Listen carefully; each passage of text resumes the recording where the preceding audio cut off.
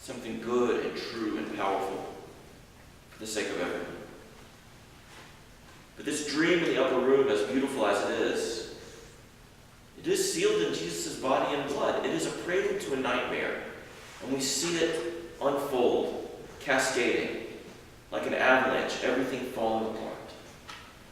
Betrayal and arrest and fear, even Jesus doesn't want it to happen. And then, at the worst moment of the nightmare, when everything is lost, impossibility. Something happens in the dream gone terribly wrong that cannot be. Resurrection. A dream so impossible, it's as if we're dreaming while we're awake. Like seeing the world through two lenses at once. Something that cannot be in the terrible reality of the world. And isn't that just what the life and death and resurrection of Jesus is like? It's like a strange dream that cannot be true. And yet it shapes and guides and changes our lives. Something impossible that bears hard on us, pressing on us to believe something different. We know that life isn't supposed to be like that. Dead people don't get up. We know that God isn't supposed to be like that, walking around in human skin. We know that this is something that cannot be. Something that we would be fools to place our trust in. But here we are, this morning. People trying to believe in a dream that we know cannot be. But that is. What is this dream of impossibility? Living in our own body and blood. Only days later, after Maundy Thursday and the giving of that new covenant, the arrest and crucifixion of Jesus, only days after Good Friday, his death, and Easter Sunday, and his resurrection, only days after all of that fear and confusion which ensued from the impossibility that became real, from the dream that they found themselves living while awake, only a few days after they had been gathered there by Jesus, and everything fell apart, disciples found themselves again full of fear of persecution at the hands of the very political and religious leaders that had killed the man that they loved. They found themselves gathered in a room, once again. Gathered in a little room, talking to each other about this thing which could not possibly be, but that had completely overtaken their lives. This dream that could not be real. A room quite like this one. A group of people quite like this group. A small band of people trying to hold on to a dream. And suddenly, as if in fulfillment of the prophecy of Joel, on that Pentecost, the Spirit poured itself out on every single person gathered there. The ones who absolutely believed and the ones who didn't. And everybody in between. The Spirit poured itself out, and they began to speak in tongues, with fire over their heads, in every known language, in Greek, and in Aramaic, in Hebrew, in Latin, in Farsi, in Bengali, in all of these languages, languages that none of them should know.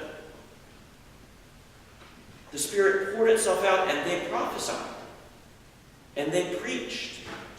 And suddenly, legions gathered in the room with them, join them in this outpouring of the Spirit, which could not be, which rode against all the fear that they rightly felt, that they themselves would suffer the same fate as Jesus. At their moment of greatest despair, the Spirit pours itself out exactly as the prophet Joel, centuries before, had spoken.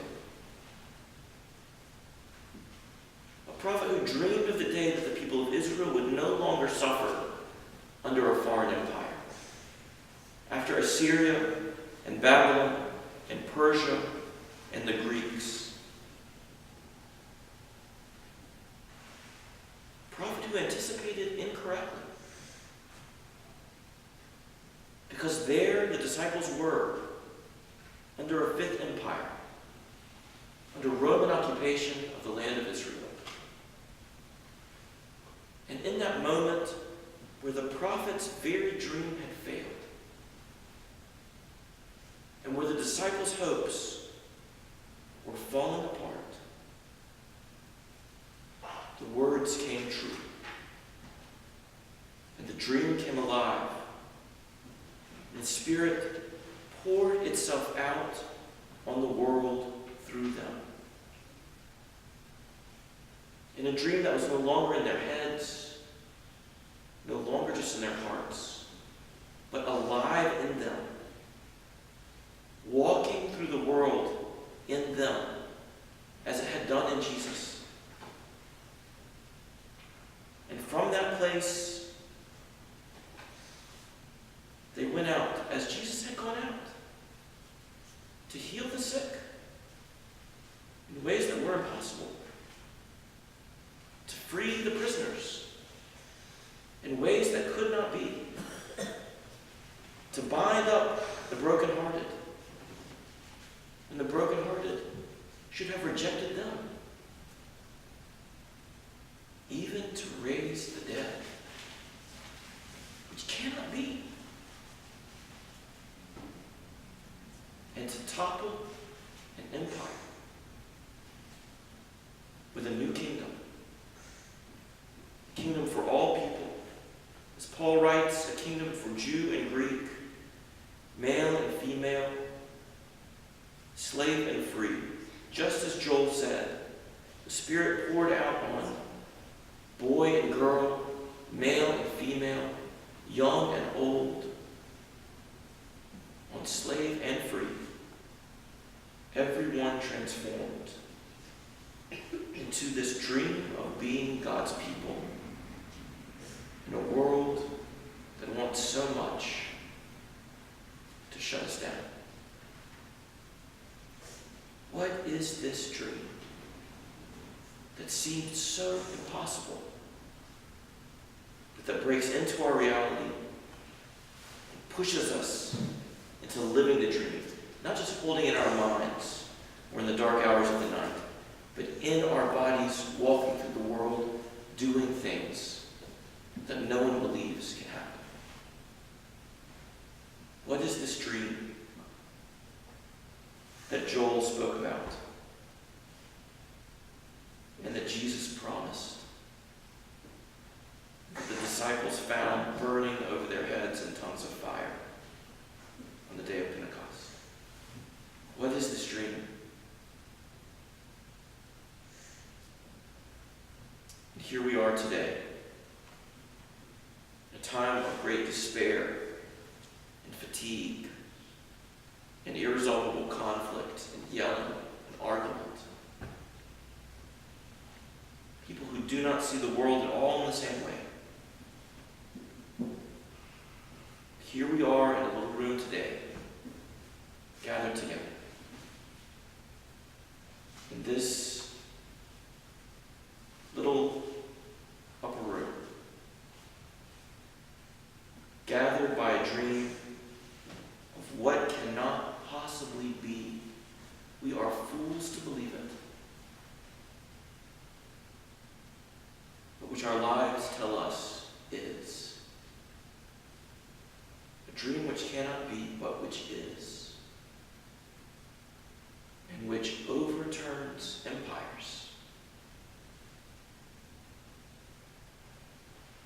for the building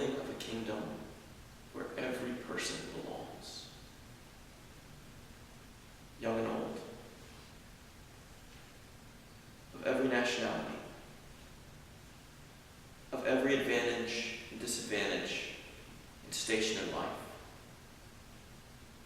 of every tongue,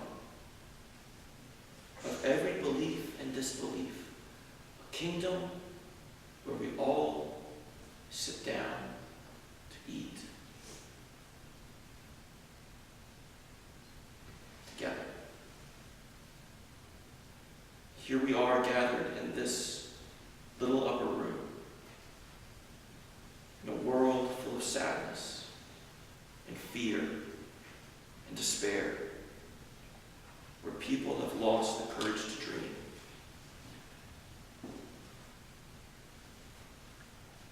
Here we are. What will we dream?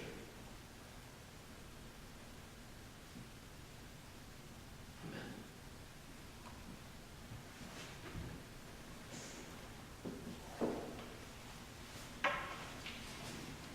Inheritors of a dream,